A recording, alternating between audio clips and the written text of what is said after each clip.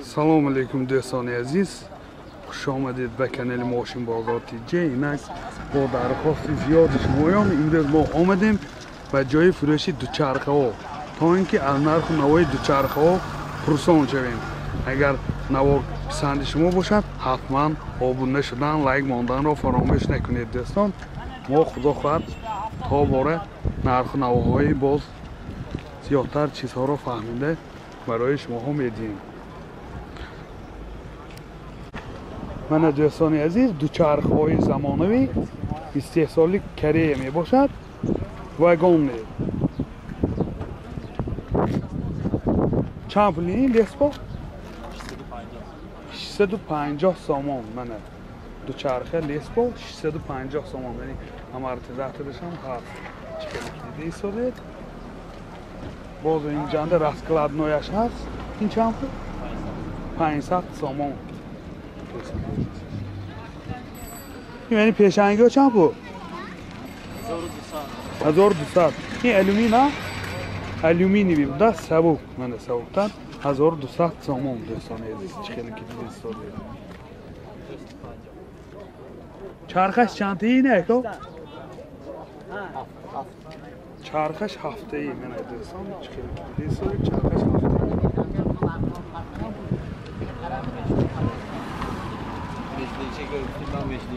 من با فیلمی آلتن این چند پول آلتن 1300 سامان.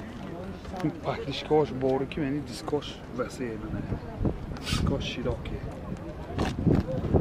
نو هفته ای می نو چرخش هفته ای دوستان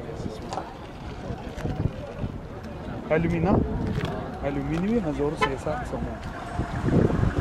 های دوستان عزیز من خیلی که دیده ایستاده همه نمودی دوچرخه ها در اینجا هست. می توانید آمده دیلنگی دوچرخه های امی خداتان به معقوله تایید کرده خریده روید دوستان.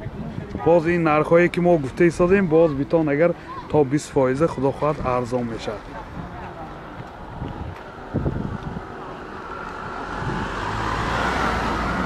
من باز در یک گوشه بازار میخواه دوچرخه های بچگانه با فروش گذاشته شدگی. این از چند ساله تا چند ساله هست؟ از 3 ساله تا 5 ساله 8 ساله. از 3 ساله تا 8 ساله یعنی دوچرخه ها 23 سالی کریه. از چند پول تا چند پول؟ از 300 سامان تا 350 سامان. از 300 سامان تا 350 سامان. سال کیم خواهد یعنی بازار به بیاد مرمت همه نمودش هست. دخترچگانه پسرچگانه از 3 ساله تا 8 ساله لوگوی نمودی دوچرخه در اینجا هست.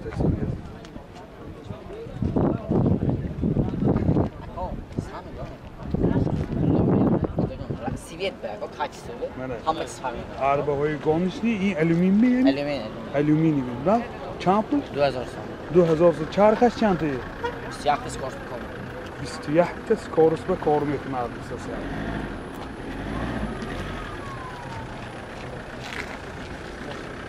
این چند پول؟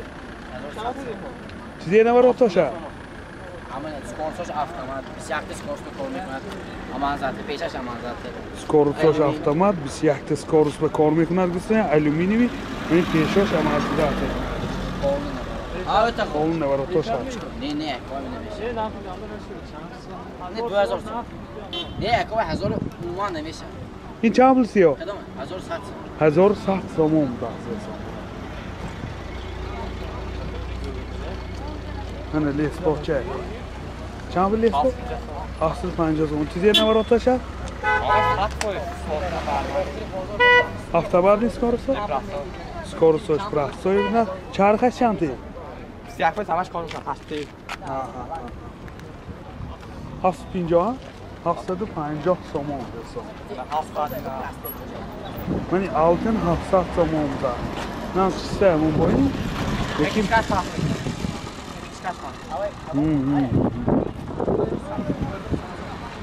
من اوما همین بازارم لوبای نمودی دوچرخه ها هست دوستان. دوچرخه هست. شخصانی که میتونن تا عمده همین دوچرخه‌های زمانوی خریداری کنن. من یعنی عربه‌های راسکلادنوی. چند پولین ها؟ 550 سوم. این عربه یکون ازش سی قصد کرده به حضور طرفای کو موبه رویتان اگر یگان جو آب دیش بید گرون رفته میشود.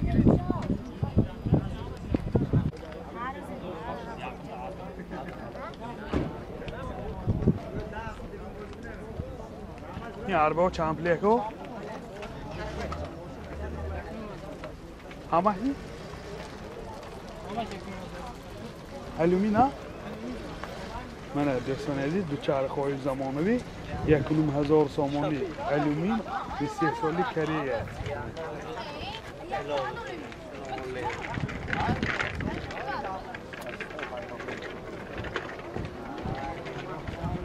بسیار یک حالتش خوب.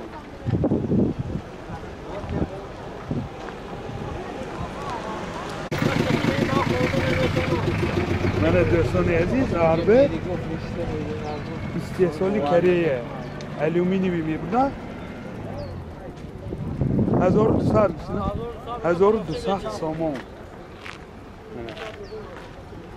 1200 هم با خریدارا بیاد به حضور ارزانتر کده میتونیم.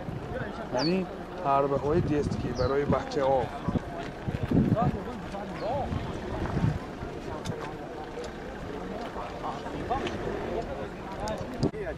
من دوستان عزیز دوچرخه زمانوی یپونسکی بوده است. بسیار یک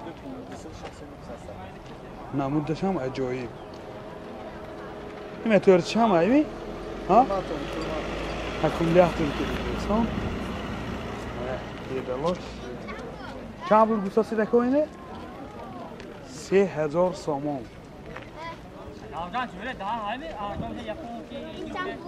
3000 تومان اگر شخصانی که خریداری میکنن با ارزان کده میگه.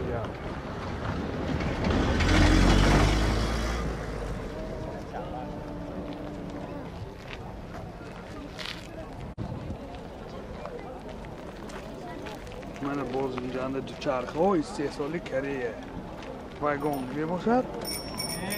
تا چند بلیکو؟ سایبش نیست بساسی هم همون نرخایی که گفتیم این عربه های هم همون نرخ هست. 550 سامان سر کرده تا 1,000 سامان نمیشتن عربه ها برای بچه ها.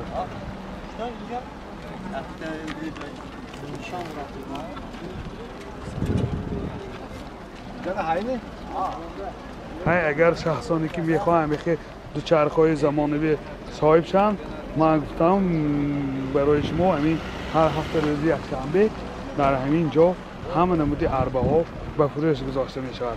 مرمت بیتون و صاحبی همیشه دوچرخه های زمانوی شیطان.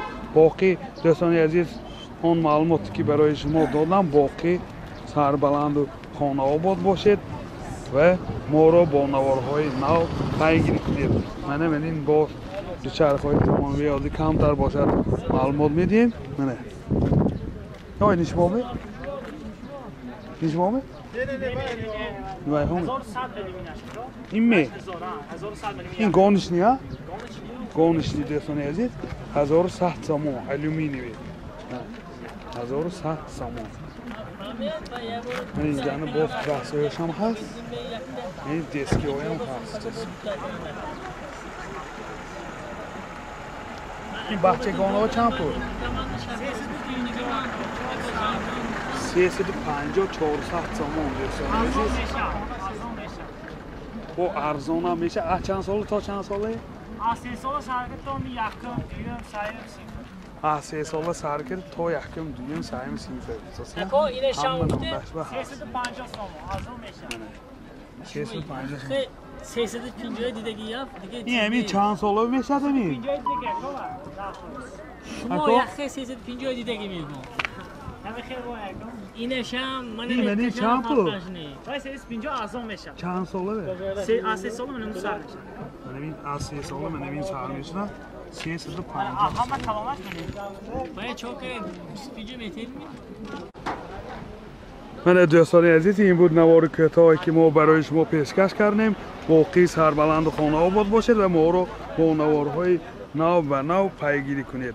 اگر نوار پسند شما باشد حتما آبونه شدن، لایک ماندن رو فراموش نکنید، زیرا به کانال ما آبونه شدن، لایک ماندن یگان مشکلی ندارد. ما در خدمت شمایانیم.